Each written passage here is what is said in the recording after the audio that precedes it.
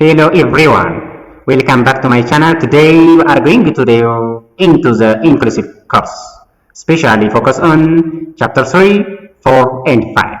We'll be covering essential topics like that of identification, differentiation service, and how to build an inclusive culture. I have prepared a series of multiple questions, true or false, and discussion questions to help you prepare for your university exam. Let's get started. ሰላም ውድ የቻናላችን ቤተሰቦች፣ ዛሬ ደግሞ ይዤላችሁ የመጣሁት ምንድነው ከቻፕተር 3 የሚወጡ ጥያቄዎችን አብዛኛው ዩኒቨርሲቲ የሚያወጧቸውን ጥያቄዎች ከቻፕተር 3 አዘጋጅቼ ዛሬ አቀርብላችኋለሁ ማለት ነው። እንግዲህ ከዚህ በፊት ቻፕተር 3 4 5 ተምረን ነበር። ዛሬ ይዤላችሁ የመጣሁት ከቻፕተር 3 ሰሌክት አድርጌ 20 የሚሆኑ ቲዮሪ ኩዌስችንስ 20 የሚሆኑ ጥያቄዎችን ይዤላችሁ መጥቻለሁ ማለት ነው። 10 መልቲፕል ቾይስ፣ 5 ትሩ ኦር ፎልስ፣ 3 ብላንክ ስፔስ ኤንድ 2 ዲስከሽን። በዛሬ ቪዲዮ እነዚህን እናያለን ማለት ነው። ከቻፕተር 3 ብቻ ነው። ለሚቀጥለው ቪዲዮ ይህ ፓርት 1 ነው። ለሚቀጥለው ቪዲዮ በፓርት 2 ከቻፕተር 4 ኤንድ 5 እንደዚሁ ጥያቄዎችን ይዤላችሁ መመጣ ይሆናል። ስለዚህ ሰብስክራይብ አድርጉ፣ ሼር ለጓደኞቻችሁም ሼር አድርጉ ማለት ነው። ስለዚህ ቀጥታ አሁን ወደ ትምህርታችን እንሄዳለን ማለት ነው። የመጀመሪያው እንግዲህ 10 ምርጫ ነው። ስለዚህ ከሱ እንጀምራለን ማለት ነው። 10 ምርጫ አለ፣ 5 ትሩ ፎልስ አለ፣ 3 ብላንክ ስፔስ እና 1 ዲስከሽን አለ ማለት ነው። ስለዚህ የመጀመሪያው ጥያቄ ምን ይላችኋል? What is the primary difference between identification and assessment according to the material? እንግዲህ ይቺ ያመጣሁት ምንድነው ከተማር ነው። ከዚህ በፊት ከተማር ነው ውስጥ ብቻ ነው፣ ከዛ ውጭ ምንም ነገር የለም ማለት ነው። ስለዚህ ከዚህ በፊት የተማርነውን ያላያችሁ ካላችሁ ሰብስክራይብ አድርጋችሁ ሁሉንም ቪዲዮዎች ማግኘት ትችላላችሁ ማለት ነው። ስለዚህ የመጀመሪያው ጥያቄ የሚለን ነገር ምንድነው? What is the primary difference between identification and also assessment ነው እያለኝ ያለው። እንግዲህ አይዴንቲፊኬሽን እና አሰስመንት ያላቸው ዋና ልዩነት ምንድነው እያለኝ ያለው። ኤ አይዴንቲፊኬሽን ዲተርማይንስ ዘ ኮዝ፣ አሰስመንት ዲስቲንጉሽን ፕሬዘንት ነው ይላል። አይዴንቲፊኬሽን ዲተርማይን የሚያደርገው ዘ ኮዝ ሲሆን አሰስመንት ደግሞ ፕሬዘንስ ዲስቲንጉሽን ፕሬዘንት። ምን እያለኝ ነው? አይዴንቲፊኬሽን መንስኤን ያጠናል፣ አሰስመንት መኖር አለመኖሩን ይለያል እያለኝ ያለው። አሰስመንት መኖር አለመኖሩን ይለያል፣ መንስኤውን ያጠናል እያለ።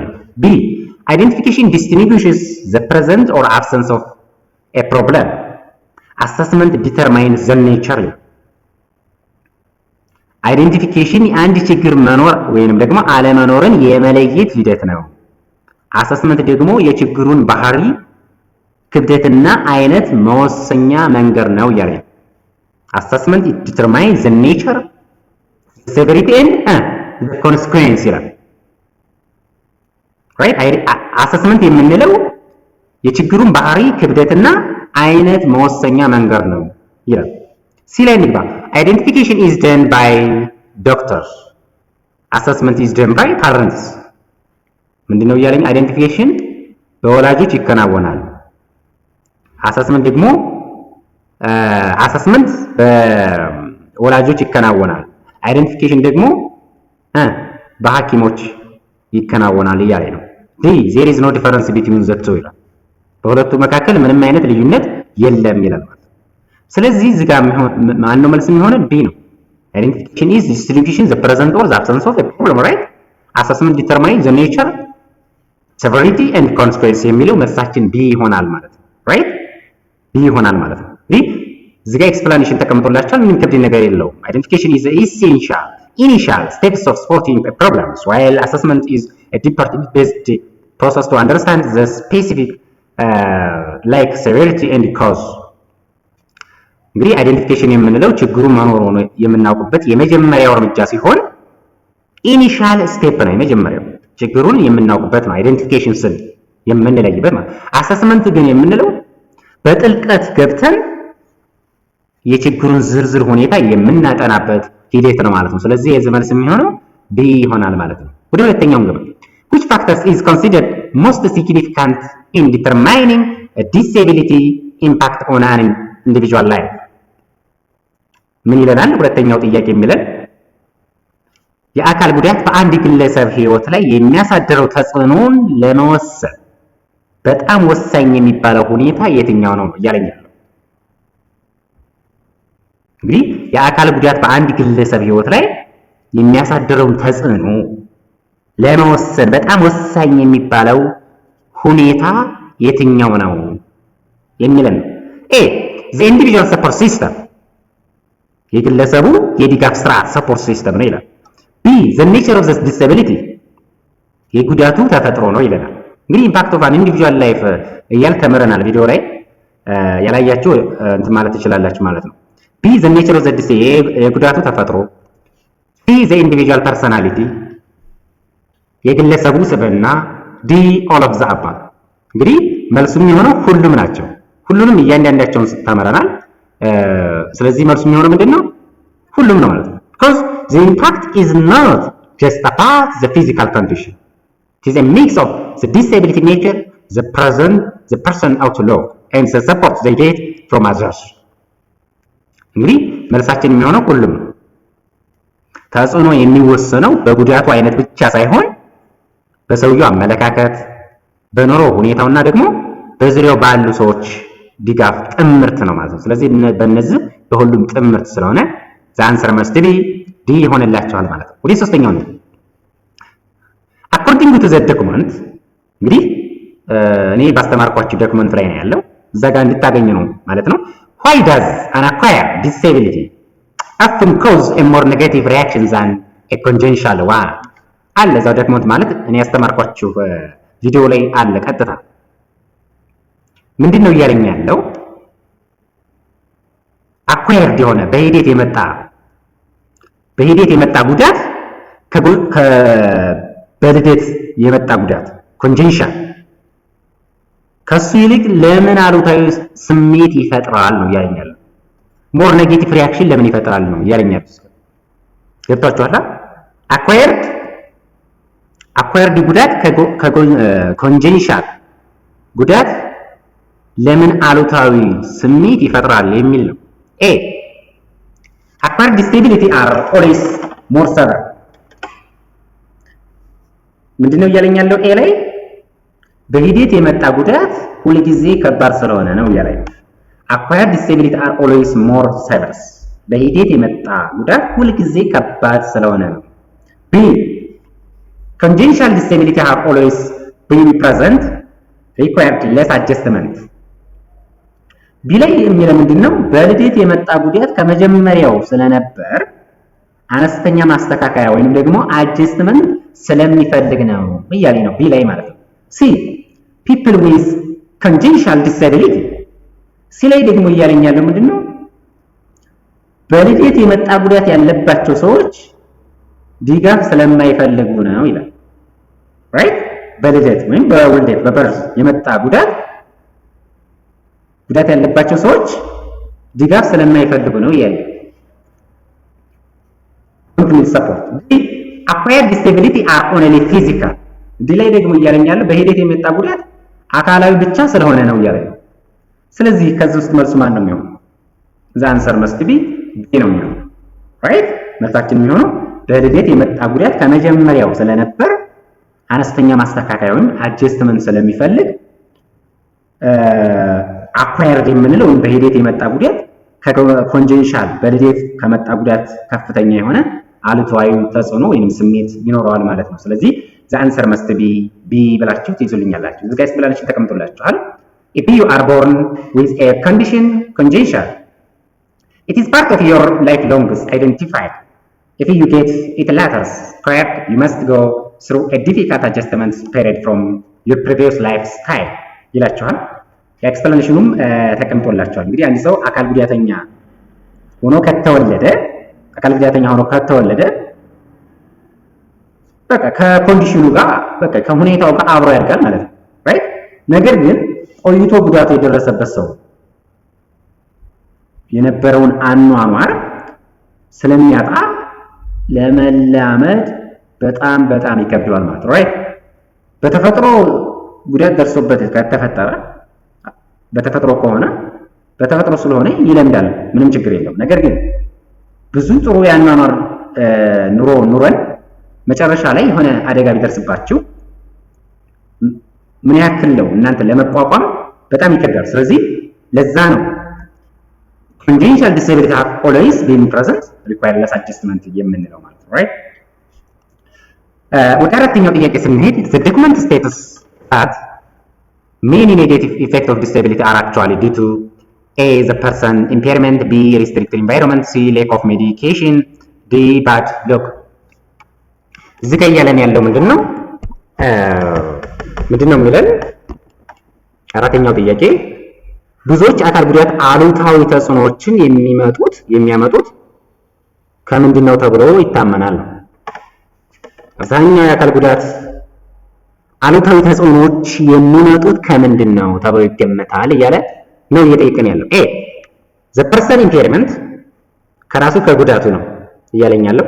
ቢ restricted environment ከተገደበ ወይም ምቹ ካልሆነ አካባቢ። ሲ lack of medication ከመድኃኒት እጥረት። ዲ bad luck ከእድል ነው እያለኝ ያለው። ስለዚህ እዚህ መልስ ምንድነው የሚሆነው? the answer must be B, restricted environment right? መልሳችን የሚሆነው restricted environment የሚለው ነው። because አንድ ሰው የአካል ጉዳተኛ ስለሆነ በቃ የአካል ጉዳት ስላለበት ብቻ ሳይሆን አካባቢው፣ መንገዱ፣ ህንፃው ሊሆን ይችላል፣ የማህበረሰቡ አመለካከት፣ ይህ ነገር ምቹ ካልሆነ ጉዳቱ በጣም በከፍተኛ ሁኔታ ጎልቶ ይታያል ማለት ነው።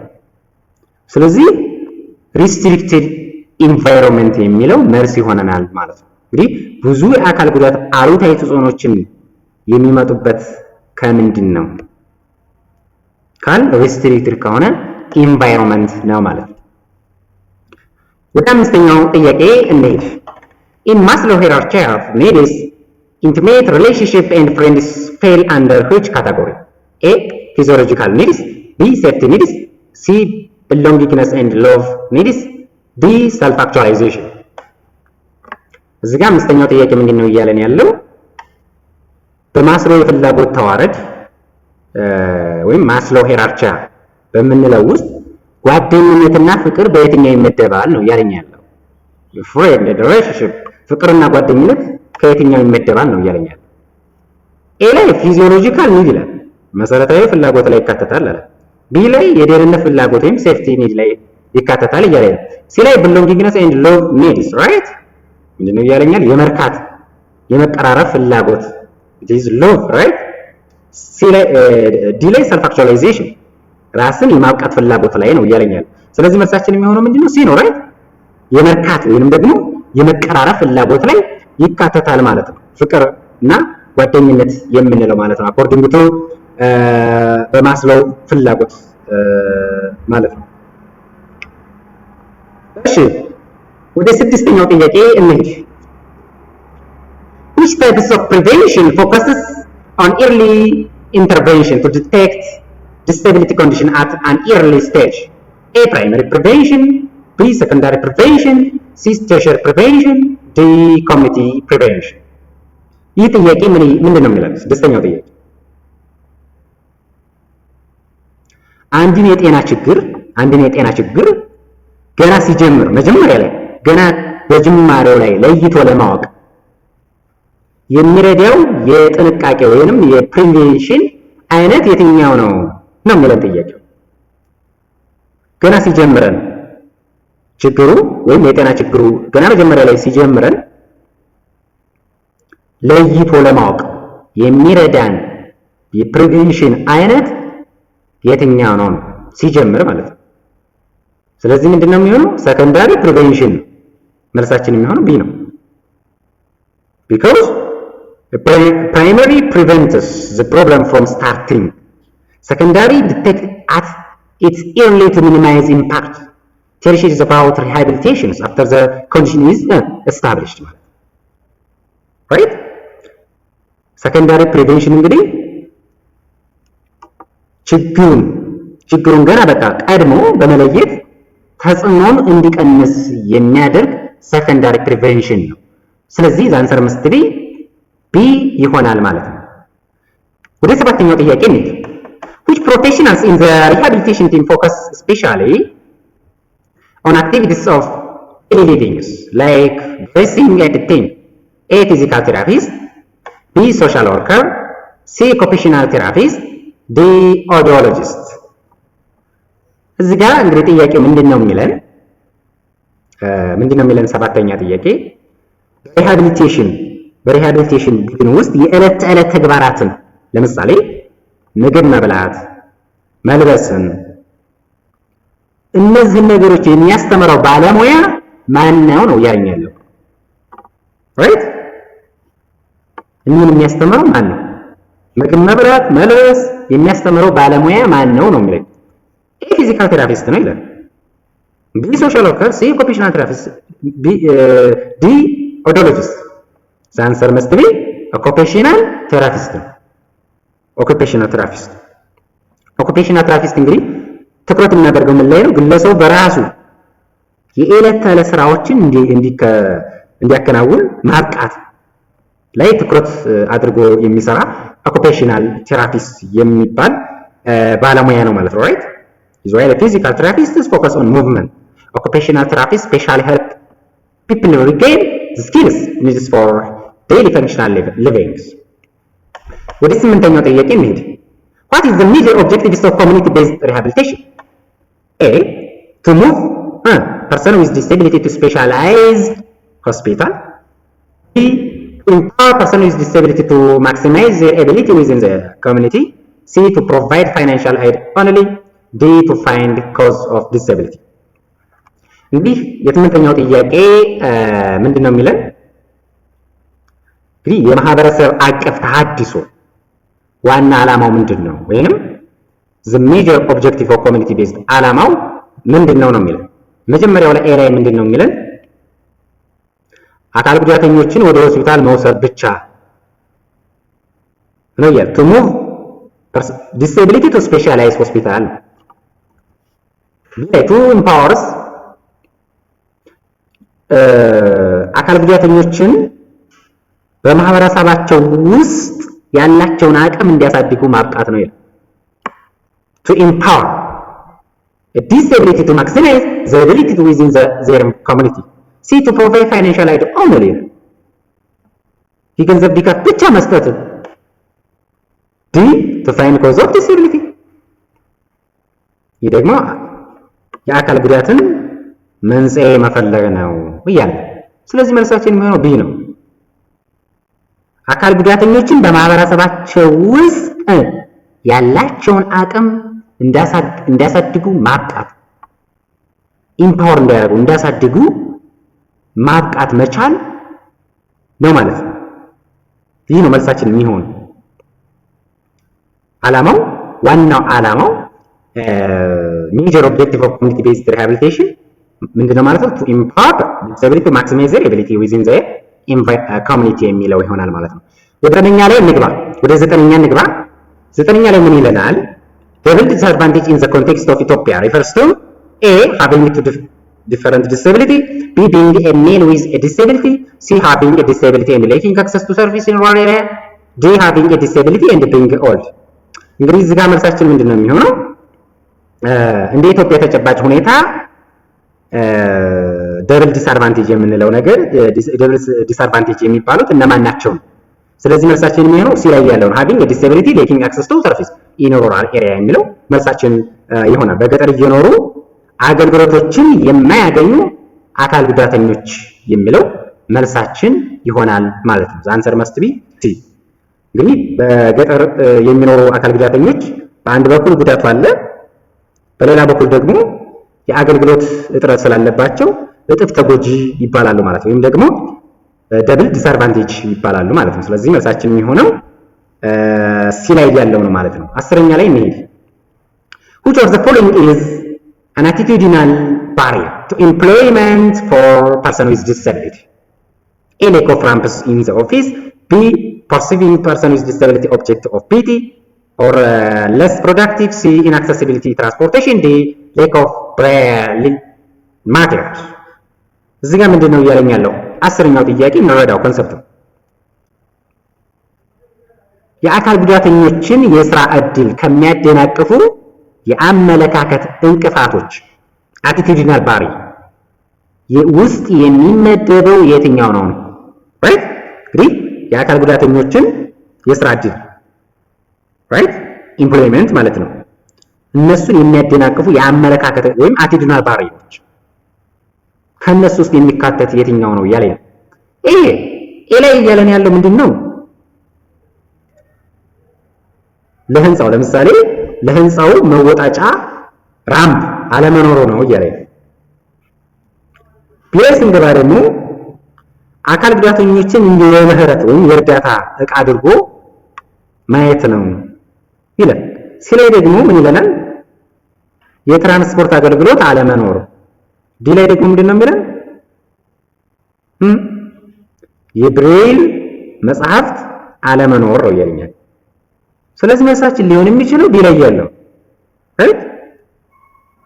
አካል ጉዳተኞችን እንደ የምህረት የእርዳታ ዕቃ አድርጎ ማየት የሚለው መልሳችን ይሆናል ማለት ነው። treating disability with a pity or assuming they cannot work is a major psychological hurdle። ኤክስፕላኔሽን እዚህ ጋር ተቀምጦላችኋል። እንግዲህ የአመለካከት እንቅፋት የሚባሉት ምንድናቸው? ሰዎች አካል ጉዳተኞችን ዝቅ አድርጎ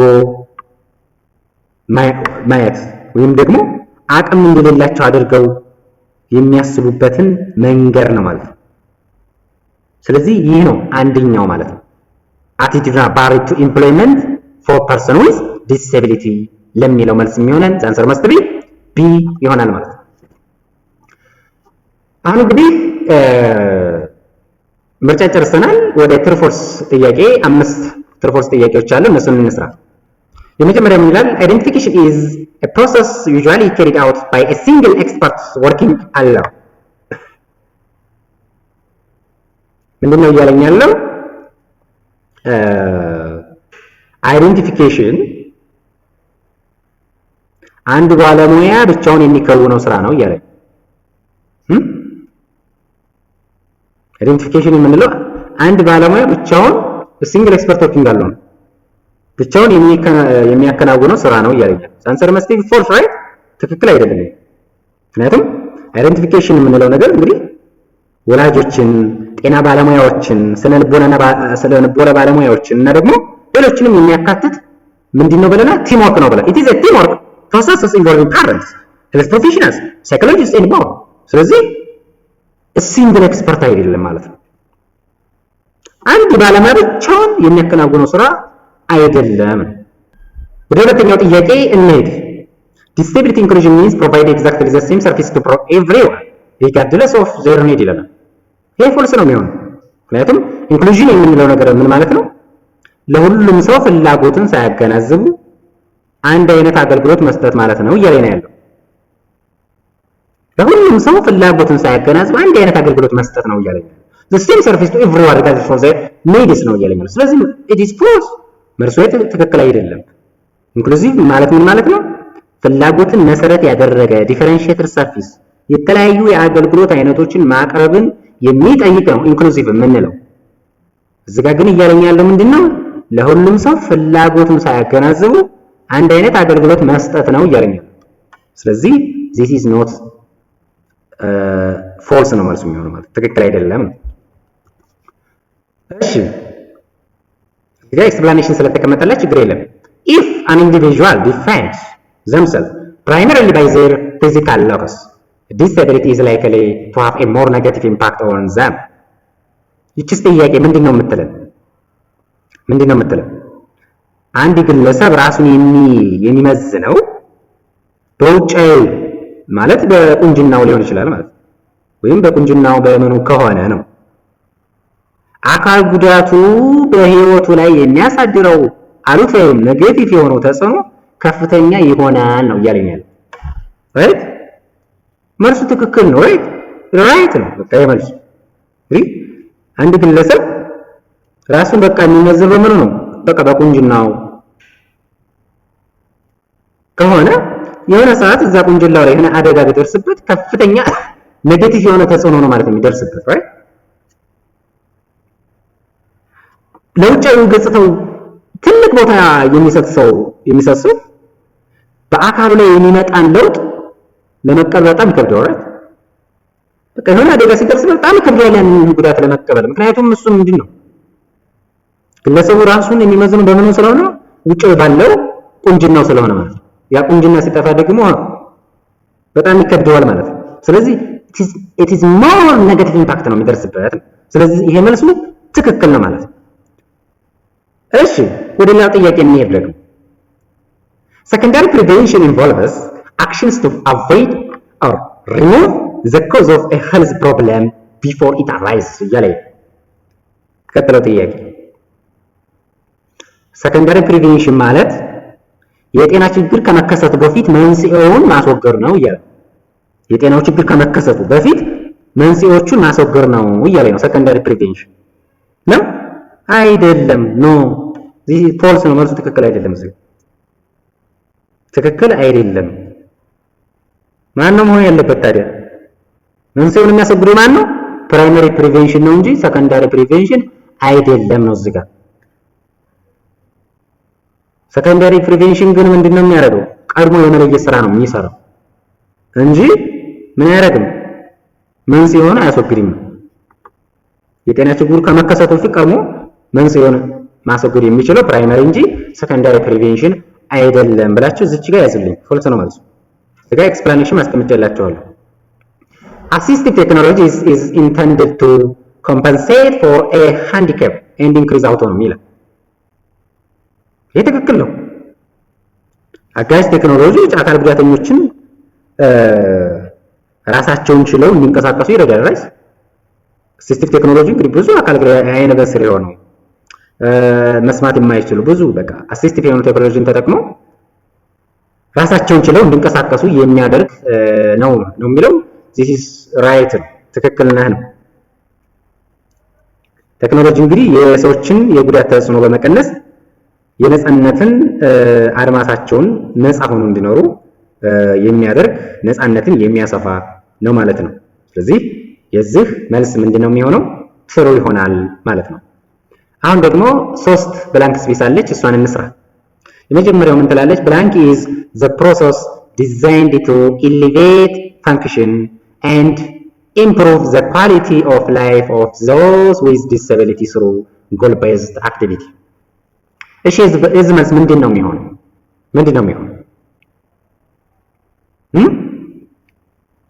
ምንድነው እያለኝ ያለው ጥያቄ የሚለን የአካል ጉዳተኞችን ተግባራዊ አቅም ለማሳደግ እና ደግሞ የህይወት ጥራታቸውን ለማሻሻል የሚደረግ ግብ ተኮር ሂደት ምንድነው ነው right የአካል ጉዳት ያለባቸውን ሰዎች አቅማቸውን ለማሳደግ የህይወት ጥራታቸውን ለማሻሻል የሚደረግ ግብ ተኮር የሆነ ሂደት ምንድነው ነው ማን ነው rehabilitation the answer must be rehabilitation እንለዋለን እዚህ ጋር መልሱ አለላችሁ rehabilitation ይሆናል ማለት the social environment blank can often be used as a punishment for rule breaking or associated with witchcraft in some society ማን ነው መልሱ የሚሆነው ካተራይ ምንድነው እያለኝ ያለው በማህበረሰብ አካባቢ ውስጥ ህግ ለሚጥሱ ሰዎች እንደ ቅጣት ወይም ደግሞ እንደ ድክመት ማለት እንደ ቅጣት ወይም እንደ ድግምት ተደርጎ ሊወሰድ ይችላል ነው እያለኝ ማን ነው የሚሆነው ካልቸር እንለዋለን right ካልቸር እንለዋለን ማለት ነው blanks are professionals who identify assess and manage disorders related to hearing and balance ምንድነው እያለኝ ያለው የመስማት ሚዛን የመጠበቅ ችግሮችን የሚለዩና ደግሞ የሚያክሙ ባለሙያዎች ምን ይባላሉ ኦዶሎጂስት እንላቸዋለን የመስማት ሚዛን የመጠበቅ ችግርን የሚለዩ የሚያክሙ ባለሙያዎች ኦዶሎጂስቶች ናቸው እሺ አሁን ደግሞ ሁለት ዲስከሽን ጥያቄ አለች፣ እሷን እንስራ። ዲስከስ ሃው ዘ ፊዚካል ኤንድ ሶሻል ኢንቫይሮንመንት ካን either enable or disable a person with an impairment። ችን ጥያቄ ስሩልኝ። ምንድን ነው ያለኛል? አካባቢ ኢንቫይሮንመንት የአንድን ሰው ጉዳት ሊያባብስ ወይንም ደግሞ ሊቀንስ እንደሚችል አብራራ፣ ግለጽ። ኢንቫይሮንመንት እንዴት አድርጎ ነው የአንድን ሰው ጉዳት ሊያባብስ ወይንም ደግሞ ሊቀንስ እንደሚችል ግለጽ፣ ዲስከስ አድርገን። እንዴት ነው ኢንቫይሮንመንት ጉዳትን ሊያባብስ ወይንም ደግሞ ሊቀንስ የሚችለው እንዴት ነው የሚለውን ነገር ማብራራት ነው ማለት ነው።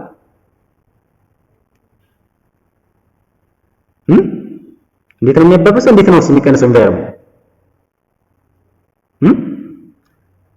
እዚች ጋር ተቀምጦላችኋል። አንሰር it is explained that an impairment only becomes disabled when it hits a party physical social እዚህ ጋር አስቀምጬላችኋለሁ። እንግዲህ አንድ ሰው ጉዳቱ ወይም ኢምፐርመንቱ ስላለበት ብቻ ዲሴብል ልንለው አንችልም። ዲሴብል አይሆንም። ጉዳት ስላለበት ብቻ ዲሴብል አይሆንም ነው። ለምሳሌ እንመልከት።